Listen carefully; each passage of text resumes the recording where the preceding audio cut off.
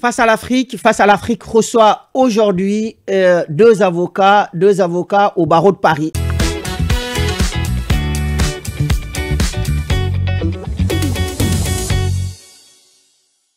Mesdames, Mesdemoiselles, Messieurs, bonjour. Donc vous êtes sur Afrique 1 dans l'émission Face à l'Afrique. Face à l'Afrique reçoit aujourd'hui donc deux avocats du barreau de Paris. Maître Sylvain Obam, bonjour maître. Bonjour Karasoli. Merci d'avoir accepté notre invitation. Donc à votre côté, nous avons donc maître madame Clotilde Michelet. Bonjour. Merci également donc d'être venu pour sur le plateau. Donc maître, vous êtes déjà venu, enfin, je vous ai rencontré sur un plateau une première fois et vous êtes d'origine gabonaise. Et donc, vous êtes avocat au barreau de Paris. Donc, oui. Alors, donc, vous êtes membre donc, de ce réseau qu'on appelle le réseau international des avocats gabonais. Et donc, pourquoi d'abord les avocats gabonais? Pourquoi vous ne l'avez pas ouvert aux autres? Mais avant cela, je vous demande de bien vouloir vous présenter à nos téléspectateurs. Oui, merci beaucoup, Karasoli. Et avant effectivement de me présenter, je souhaite d'abord mes voeux de bonne santé à tous nos téléspectateurs. Donc, santé, amour et prospérité pour cette année 2025. C'est très important. Pour en revenir à votre question, je suis Sylvain Obam, avocat au barreau de Paris. J'exerce depuis 2019. J'exerce en droit immobilier et de la construction. Donc, je suis le conseil bienveillant qui peut apporter des solutions à vos problématiques d'ordre immobilier et de copropriété. Et je suis membre du réseau international des avocats gabonais depuis sa création. Très bien. Alors, à vos côtés, donc, nous avons Madame Clotilde Michelet, qui est aussi avocate. Donc, Maître Michelet, bonjour. Bonjour. Merci d'avoir accepté notre invitation. Donc, je vous demande de bien vouloir vous présenter à nos téléspectateurs. Merci de me donner la parole. Alors, je suis Clotilde Michelet. Je suis avocate au barreau de Paris depuis 2023. Docteur en droit, j'exerce essentiellement en droit social et dans le même temps, je suis également membre du RIAG. Très bien. Alors, le RIAG, qui est le réseau international des avocats gabonais. Donc, j'ai demandé à Maître Obam, mais pourquoi seulement les avocats gabonais? Alors, parce que ce n'est pas un choix d'exclusion, disons-le d'emblée. C'est l'idée nous est venue en réalité à la suite, moi, d'avoir assisté à une conférence animée par l'Association des juristes et avocats ivoiriens de France. Ça nous a inspiré parce qu'aujourd'hui, nous avons considéré que c'était un ensemble qui se créait et qu'aujourd'hui, c'est dans les grands ensembles qu'on peut prospérer. Cet ensemble qu'on est plus fort. Et nous avons créé effectivement le réseau international des avocats gabonais, mais vous noterez que nos statuts prévoient qu'ils rassemblent les avocats gabonais et toute personne exerçant la profession d'avocat ayant de la sympathie ou de l'affection pour le Gabon, y compris des avocats de nationalité étrangère. Vous noterez, si vous allez sur notre site, nous avons une consoeur qui est avocate au barreau de Nantes, qui est une Française. Donc, le réseau est ouvert à tout le monde. Le qualificatif gabonais ne doit pas faire allusion à une exclusion ou une barrière quelconque, en tout état de cause. Si vous avez des intérêts au Gabon et que vous avez de la sympathie pour le Gabon, vous pouvez être membre du réseau international des avocats gabonais, à condition effectivement de partager nos intérêts communs. Très bien. Ah ben, Maître Michelet, et vous êtes aussi membre de ce réseau. Et est-ce qu'il y a beaucoup de femmes avocates gabonaises en France ou même peut-être en Europe? Et également, donc, est-ce qu'il y a une bonne place pour les femmes dans ce monde parmi les avocats? Est-ce qu'il y a assez de femmes? Alors, pour répondre à votre question, au sein du RIAG, effectivement, il y a une place pour les avocates gabonaise principalement. Et nous sommes en nombre relativement important. Je pense on est plus d'une dizaine aujourd'hui. Et dans le monde, oui, je pense que la femme a sa place dans l'exercice de la profession d'avocat. Très bien. Alors, maître, donc le réseau, donc vous avez vu chez les Ivoiriens, donc vous l'avez mis en place. Et maintenant, c'est quoi son objectif? Alors, pour aller droit au but, effectivement, le réseau a été créé le 12 février 2020, pour en revenir à la genèse. Ensuite, on abordera la question de l'objectif le 12 février 2020 à Paris, dans le 16e arrondissement. Il a été créé par 5 confrères. Donc, nous sommes 5 membres fondateurs.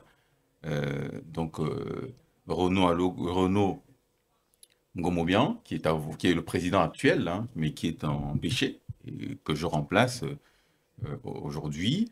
Jean-Marc Essonneau, Renaud est avocat au barreau du Val d'Oise. Jean-Marc Essonneau aussi au barreau du Val d'Oise. Gaël Obono, avocat au barreau de Paris. Bénédicte Ondinga, avocat au barreau de Paris. Donc nous étions 5 à cette Assemblée générale constitutive du réseau international des avocats gabonais le 12 février 2020. Aujourd'hui, nous sommes une vingtaine. Donc nous louons cette croissance exponentielle qui montre effectivement la dynamique enclenchée par le réseau. L'objectif est simple, on peut le résumer en... Il y a plusieurs objectifs, mais on peut le résumer en un seul. Rassembler les compétences pour créer des synergies. Il y a une boutade célèbre, effectivement, qui dit que l'avenir appartient à ceux qui ont le réseau. Ouais. Et ceux qui se lèvent très tôt. C'est juste pour faire les embouteillages. Oui. Donc en réalité, aujourd'hui, la compétence technique ne suffit plus. Il faut réseauter. Il faut être dans un ensemble. Et un seul doigt ne pouvant pas laver un visage, il faut effectivement travailler en synergie pour créer des grands blocs. Et nous avons les exemples des plus gros cabinets d'avocats, anglo-saxons ou français, qui sont des grands groupes. Donc aujourd'hui, se réunir en collectif pour rassembler les compétences et créer des synergies afin d'assister, d'accompagner, conseiller les Gabonais, les entreprises gabonaises ou toute personne ayant des intérêts au Gabon ou toute personne africaine voulant s'installer en France pour créer une entreprise. C'est ça l'objectif. Effectivement, rassembler les compétences et créer des synergies. Alors, maître Michelet, parce que nous sommes donc en Europe ici, vous êtes africain tous les deux, et est-ce que c'est facile d'exercer ce métier quand on n'est pas dans son pays, quand on n'est pas en Afrique, et puis ayant la couleur de peau noire, hein, il faut appeler un chat un chat. Est-ce qu'à votre avis, c'est pas... Il y a des difficultés dans ce sens-là ou pas? Alors, je ne peux pas vous dire qu'il n'y a pas d'obstacle, mais la réalité, c'est que si, comme en tout domaine, on commence par s'arrêter sur les obstacles qu'on peut rencontrer ici, en Europe ou ailleurs, on ne fait rien dans la vie. Raison pour laquelle il est important, aussi bien dans le droit, aussi bien dans l'exercice de la profession d'avocat, de pouvoir s'entourer de bonnes personnes, de pouvoir également s'inscrire dans un réseau.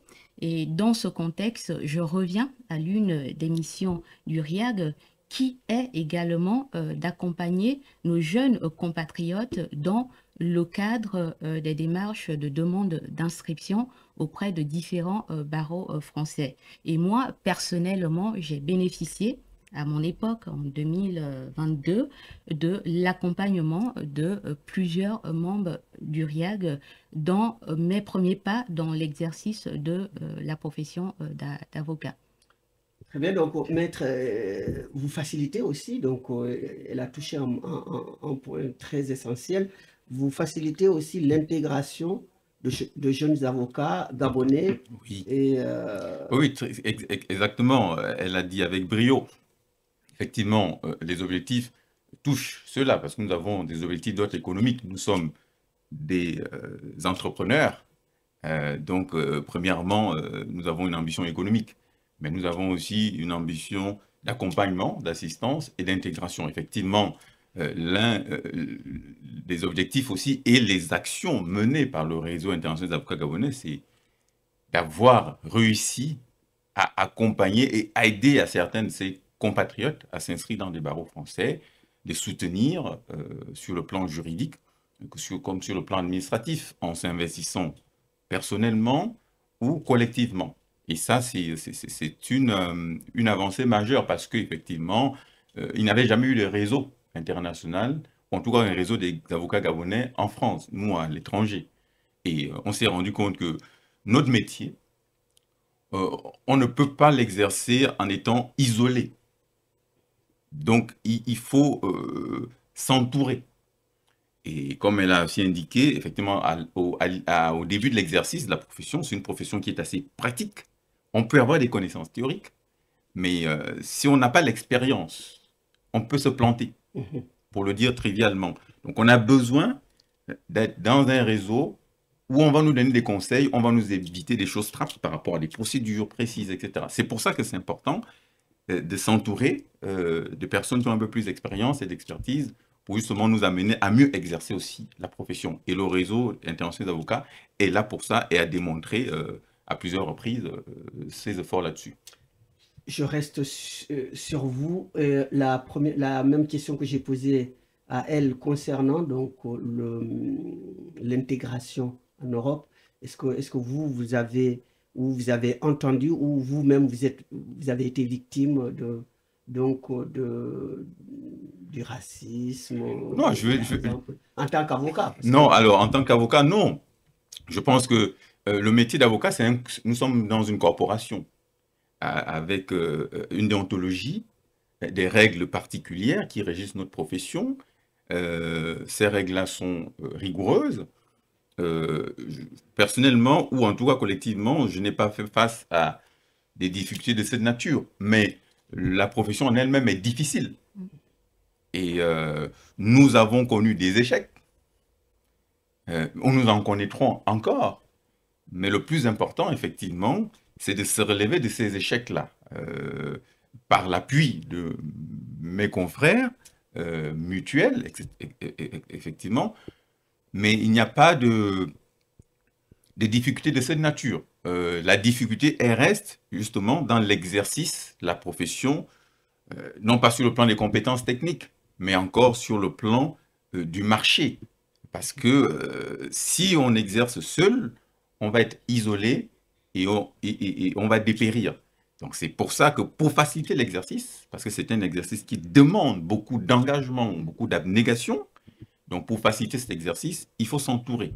Donc pour éviter ces écueils-là, ces difficultés que tous les avocats rencontrent, hein, qu'ils soient français, aux yeux bleus, qu'ils soient africains, qu'ils rencontrent au début de son exercice. Effectivement, il y a des barrières qui peuvent être, je veux dire, de peau, etc. Mais quand on est engagé, quand on a de l'ambition, on dépasse tout ça. Il faut avoir de l'ambition et de la vision et on va dépasser tout ça. Alors, Maître Michelet, est-ce que, par exemple, c'est un métier intellectuel hein, que vous exercez, est-ce que vous croyez aujourd'hui que les Africains progressent ou, voilà, dans ce métier d'avocat?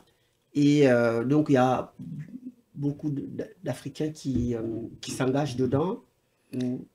Alors, après, je pense que l'ouverture de la profession aux Africains, elle paraît quand même plus aisée en région parisienne. En région parisienne, parce que je pense qu'on est dans un contexte de mixité.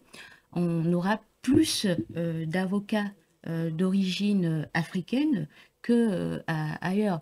Et pour répondre concrètement à votre question, de ce que je vois hein, durant les audiences, durant enfin, des échanges dans le cadre de conférences en lien avec l'exercice de la profession, en région parisienne, moi je pense que aujourd'hui il y a de plus en plus d'Africains qui exercent la profession d'avocat. Alors, maître, si on parle un tout petit peu donc du pays, parce que c'est un réseau donc international des avocats gabonais. Et donc, est-ce que vous avez aussi des avocats qui vivent au Gabon et qui font partie de ce réseau? Oui, la question tombe à point nommé. J'ai craint que vous alliez m'amener sur le terrain du droit à l'énergie. Pas encore, mais on va y Oui, pour répondre à votre question, Carasoli.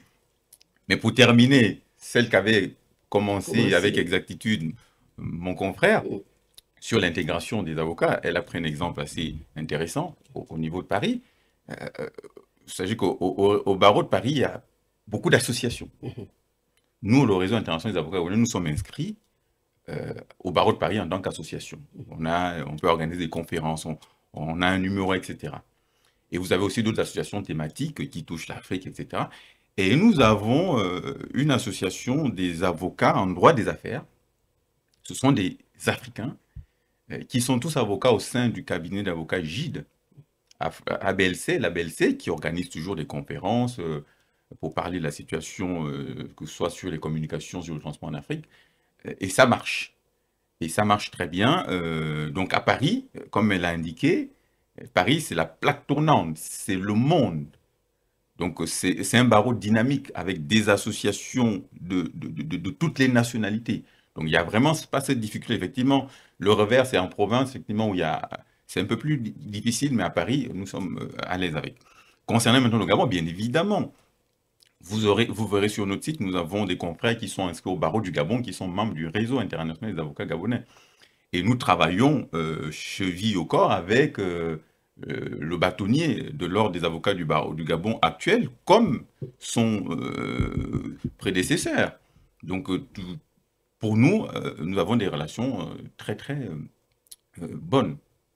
Alors, le métier est noble, hein, très noble. Et est-ce que ça marche très bien?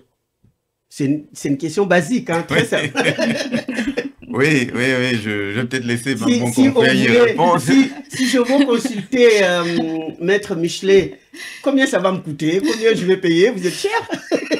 Alors, on peut pas apporter une réponse, on va dire, uniforme à cette question parce que simplement, la réponse va dépendre de plusieurs paramètres. Déjà du mode d'exercice, de la spécialité, du nombre d'années d'expérience. Et donc, il est difficile, en fait, de vous dire aujourd'hui que parce qu'on est avocat, qu'on a systématiquement de gros revenus, parce que finalement, c'est une problématique de revenus, d'honoraires, qui est sous-jacente à votre question. Donc, tout va vraiment dépendre de la pratique, du domaine, de l'ancienneté, du mode d'exercice. Est-ce qu'on est collaborateur? Est-ce qu'on est installé à son propre compte?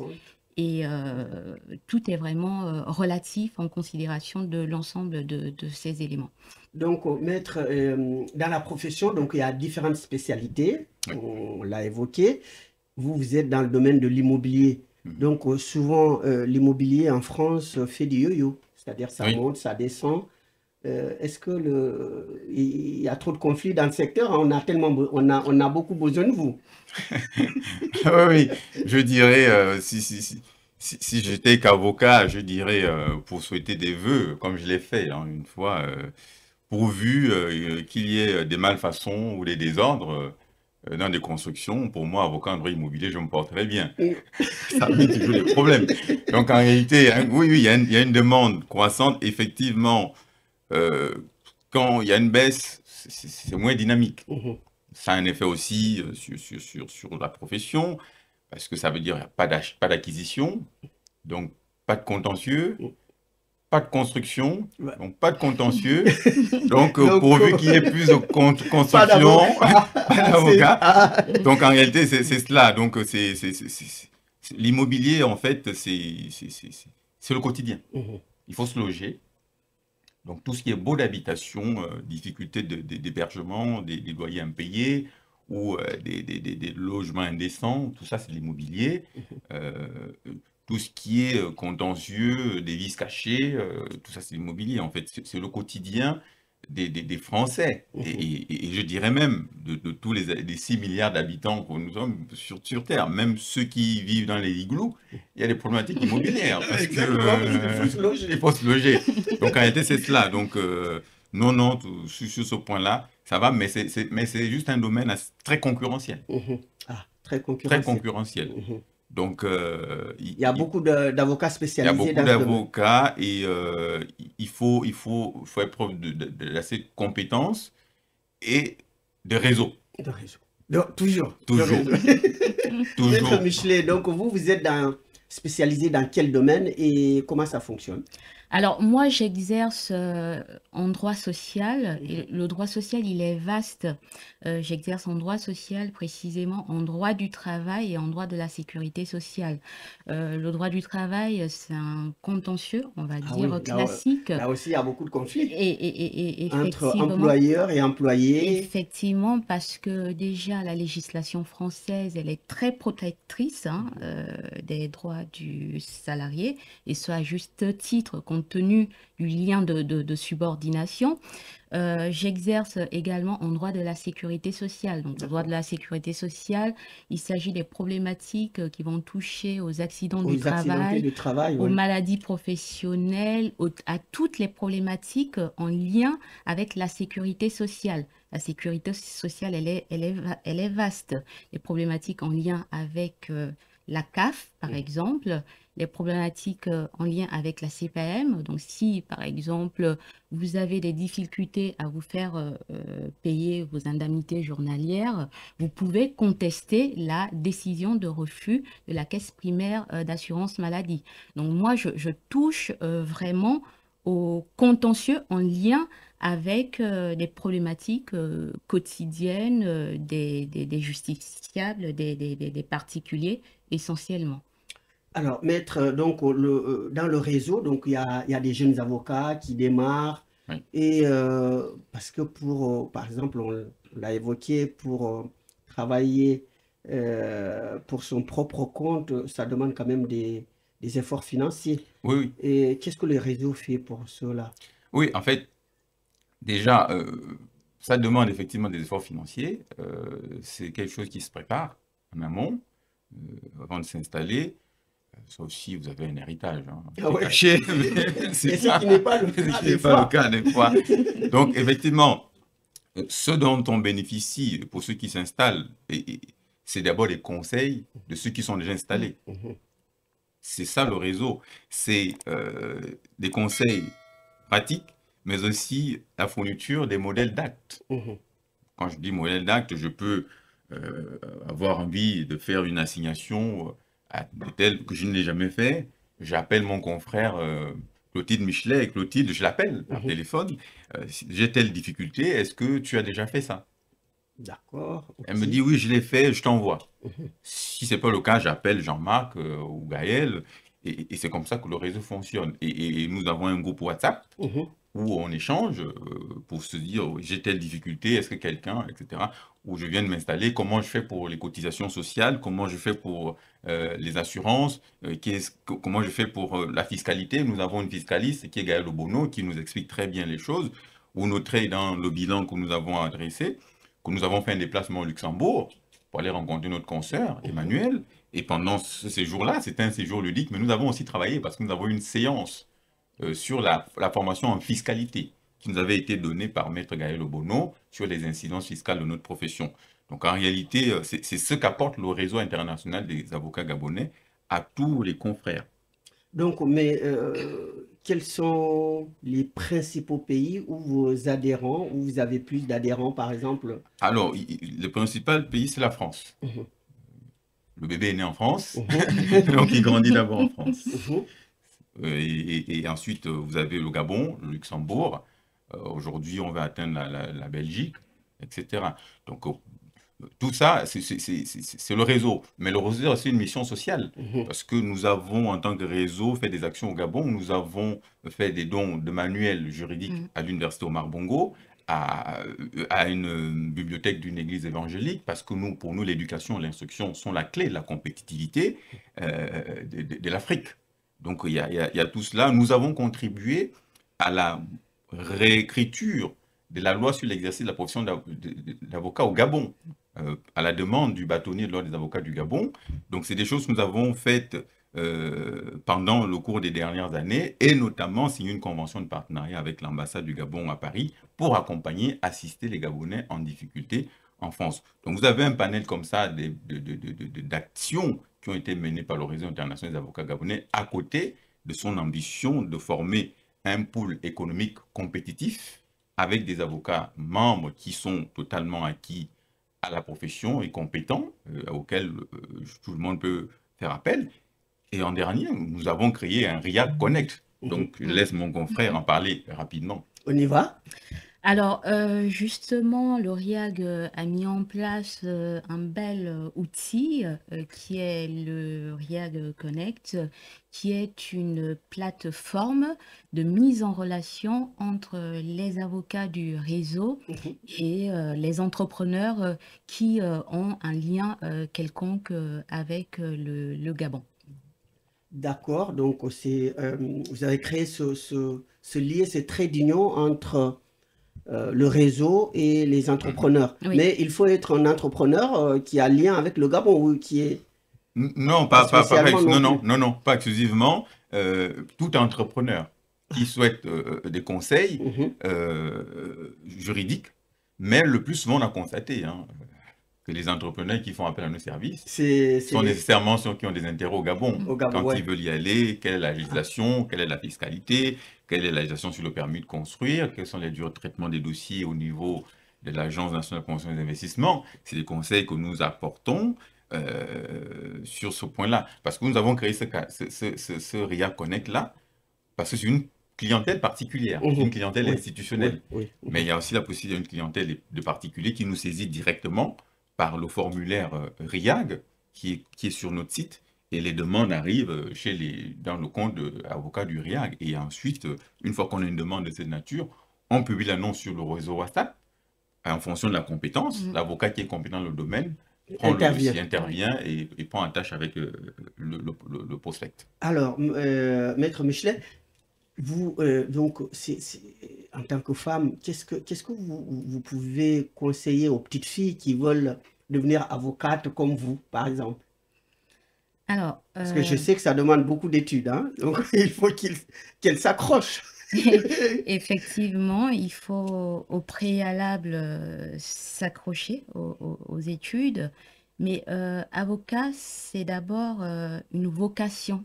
C'est pas un métier classique, c'est une vocation. C'est-à-dire que si on en a envie, si on veut le devenir, est-ce que, voilà, je rebondis sur est-ce que vous, quand vous étiez, je sais pas moi, à la primaire, vous avez une fois rêvé, parce que des fois on pose des questions aux élèves de primaire, qu'est-ce que vous voulez devenir? Qu'est-ce que vous avez répondu à l'époque? Alors, à la base, j'étais séduite de voir des femmes en robe noire dans les salles d'audience lorsque j'étais très, très jeune. Mais par la suite, j'ai été animée par la soif de la justice.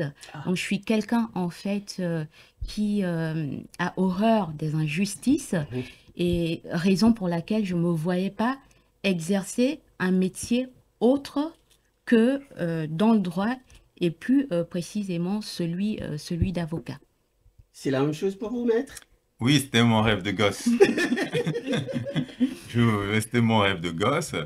Je peux dire que je l'ai réalisé, mais effectivement, moi, c'était une soif de justice.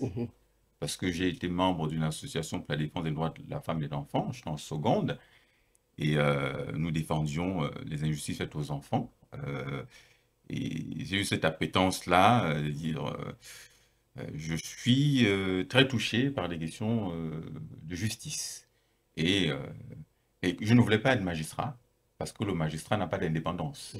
Et je souhaite être libre et indépendant. C'est pour ça que j'ai plutôt choisi la robe noire plutôt que la robe rouge-noire pour mon indépendance. Et tous les deux, donc, si c'est à refaire, vous allez le refaire.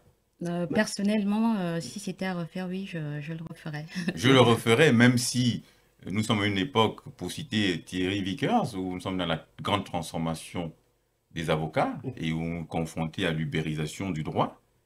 Moi, je le referai parce que nous sommes dans une société qui fait face à de plus en plus de demandes de justice et qui est confrontée à des difficultés. Et nous devons apporter, outre la compétence technique, mais aussi de la clairvoyance, justement pour anticiper sur des nouveaux champs juridiques qui s'ouvrent à nous, parce que nous avons encore des champs en friche que nous devons défricher. Nous avons des justiciables qui sont soif de justice, qui sont abandonnés par l'État. Et donc nous, les avocats, nous prêtons le serment justement d'accomplir notre mission avec dignité et humanité. Donc en réalité, l'humanité fait partie de la profession d'avocat. Et c'est pour ça d'ailleurs que nos honoraires sont adaptés en fonction de la richesse du justiciable, ou qu'on accepte des missions à l'aide juridictionnelle, ou on accepte des missions en commission d'office. C'est un sacerdoce. Et d'ailleurs, les avocats de Paris abondent le fonds d'aide juridictionnelle à des millions d'euros. Ça veut dire que je contribue avec mes cotisations à aider à ce que la justice soit rendue, à ce que les justiciables aient accès au droit. Donc je pense vraiment que si c'était à refaire, je le referais. C'est un métier noble, d'ailleurs le plus noble même, je pourrais dire. Parfait. Et une dernière question. Donc j'ai un ami qui est parti au Gabon Oui. et qui m'a dit qu'il est confronté à des coupures d'électricité, à des coupures d'eau. Donc, alors que le Gabon est riche, hein, ça m'a étonné. Oui, mais je ne peux vous apporter une réponse que sur le plan juridique. Je sais que la nouvelle constitution qui a été promulguée le 19 décembre 2024 comporte en son préambule un nouveau droit créance. C'est le droit à l'énergie et à l'eau. C'est un droit créance, ça veut dire que c'est un droit que l'État doit aux Gabonais. Donc aujourd'hui, s'il y a des difficultés pour avoir ce droit, il appartient aux justiciables de s'organiser en collectif pour engager une action contre l'État, je ne connais pas la nature, mais si venait sonner à la porte de mon cabinet, je saurais mieux les conseiller.